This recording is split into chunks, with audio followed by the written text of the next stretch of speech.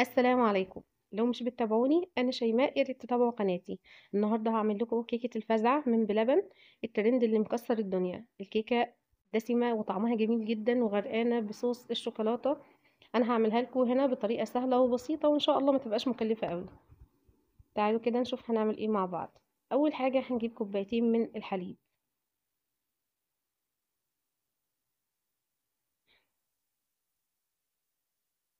هنحط عليها معلقتين كبار مليانين من النشا.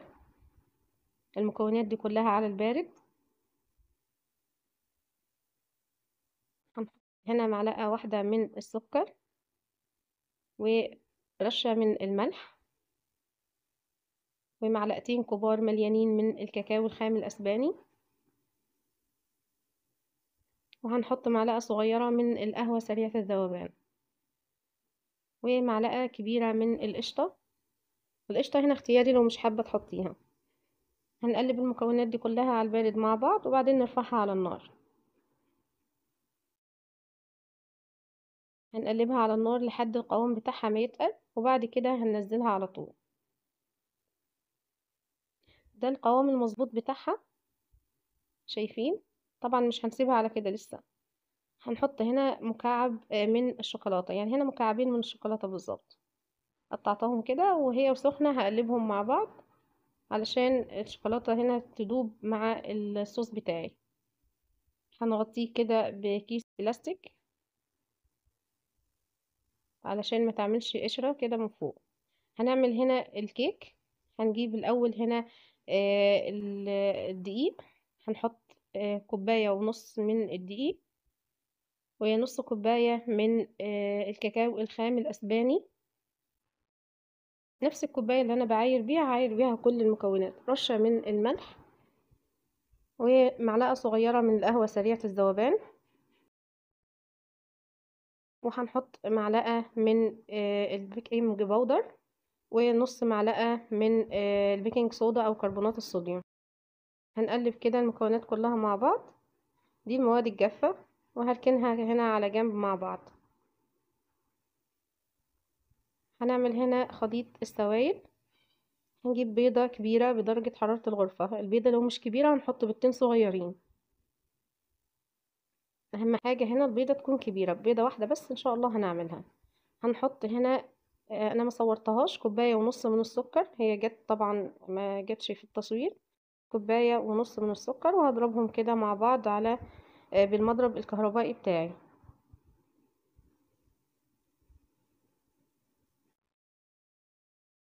لحد ما يبقى القوام بتاعها كريمي بالشكل ده.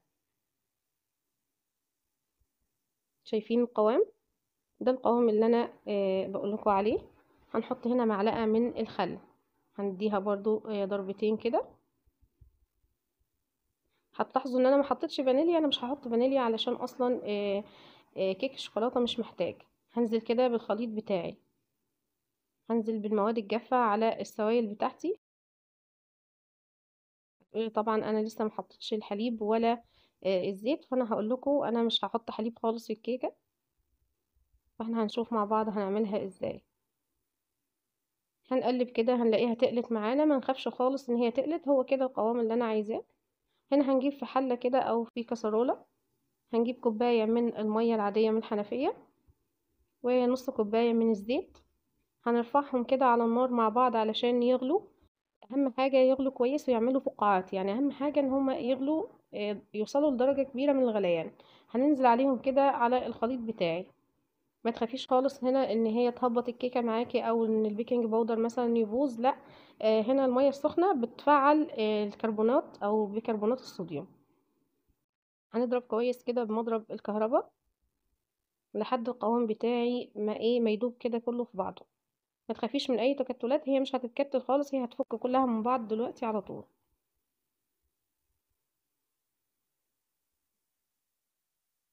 اطعم واحلى والذ واخف كيكه ممكن تعمليها.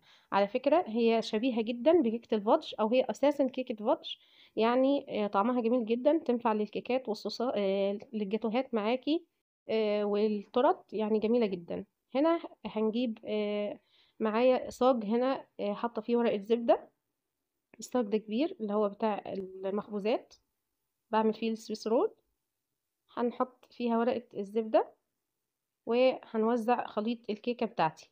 الكيكة تتحط على درجة حرارة 200، الفرن تكون سخنة مسبقا، وهتاخد بالظبط نص ساعة. هنا هنفرغ الهواء بتاعها بالشوكة ونخبطها خبطتين كده على الرخامة خفيف جدا. هندخلها الفرن زي ما قلنا، وبعدين نجهز الجناش بتاعنا او الصوص بتاعنا. هنحط هنا على الصوص اللي انا لسه عاملاه، هحط كوباية من كريم شانتيه، كوباية مليانة، وهضربه كده. هلاقي ان الصوص اصلا لسه دافي، فانا هحطها في التلاجة وبعدين هكمل ضرب. ده القوام اللي انا هحطه لسه في التلاجة علشان هي لسه دافية ومحتاجة ان هي تتماسك شوية. دي الكيكة بعد نص ساعة بالظبط بعد ما خرجتها من الفرن. شايفين طرية ازاي؟ هوريكم كده ان هي اهي استوت كلها، ما طلعتش ولا حاجة. هفتحها كده في الاطراف علشان اقلبها. هوريكم كده هي ولسه سخنة، انا مش قادرة امسكها اصلا عشان هي لسه سخنة. شايفين بكل سهولة وما بتتكسرش معايا خالص. هنا هنقلبها على صاج تاني، هنحط ورقة زبدة واقلبها، وهرجع اقلبها مرة تانية بس انا ما جاتش برضو. هشيل هنا ورقة الزبدة بتاعتي، بكل سهولة اهي بتتشال معايا، وبتشيل الطبقة الزيادة او شوية الزيادة اللي هي موجودة. ده الصينية بتاعتي او الكادر بتاعي اللي انا هحط فيه الكيكة. انا عندي بتاعت صواني الانجليش كيك، هقطعها كده على قد الصينية بتاعتي.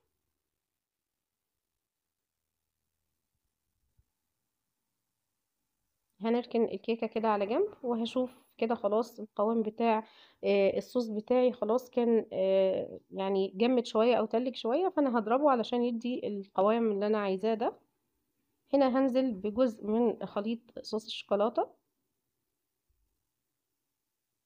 انتي ممكن على فكرة تعملي كريمة لباني وشوكليت بار شوكليت كده وعلى النار وتقلبيهم، وبعد كده هيتقل معاكي يعني اي حاجة، بس انا حبيت اعملها لكم اقتصادية شوية. هنحط هنا طبقة من الكيك، وهنا هعمل التشريبة بتاعتي. كوباية من الحليب، احط عليها نص معلقة من الكاكاو الخام، ومعلقة من السكر، ونص معلقة من القهوة سريعة الذوبان.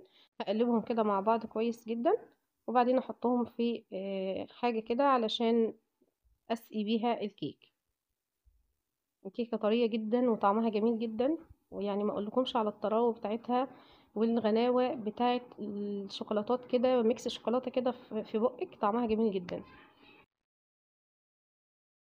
نحط كده طبقة من الكريمة او طبقة من صوص الشوكولاتة اللي احنا عاملينه. نحط طبقة تانية من الكيك. انا عملت كادرين كده، واحد طبقة واحدة والتاني طبقتين. هنسقي باقي الكيك الموجود عندنا. هنحط باقي الصوص الشوكولاتة بتاعي.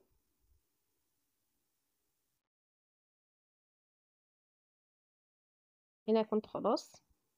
هنا بقى عايزة اعمل لها طبقة كده من فوق. انا ممكن احط لها صوص شوكولاتة عادي، شوكولاتة عادي، او انا عملت هنا نص كوباية من الحليب ونص بار شوكولاتة، وسيحتهم كده مع بعض، وحطيت عليها من فوق. هيتماسك وبعد كده هقطعها.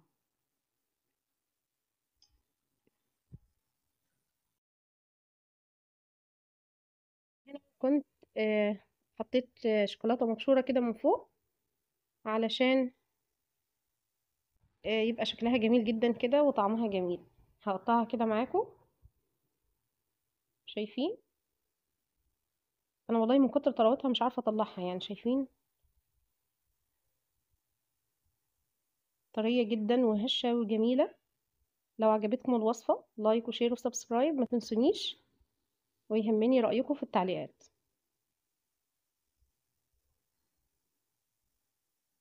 جميلة جدا وغنية وطرية وهشة، يعني ما اقولكمش على كيكة الفادج اصلا لوحدها حكاية، يعني ممكن تعملي منها مشروع جاتوهات او طرط جميل جدا. شايفين من جوه ازاي الطبقات بتاعتها. ما تنسونيش لايك وشير وسبسكرايب. تابعوني.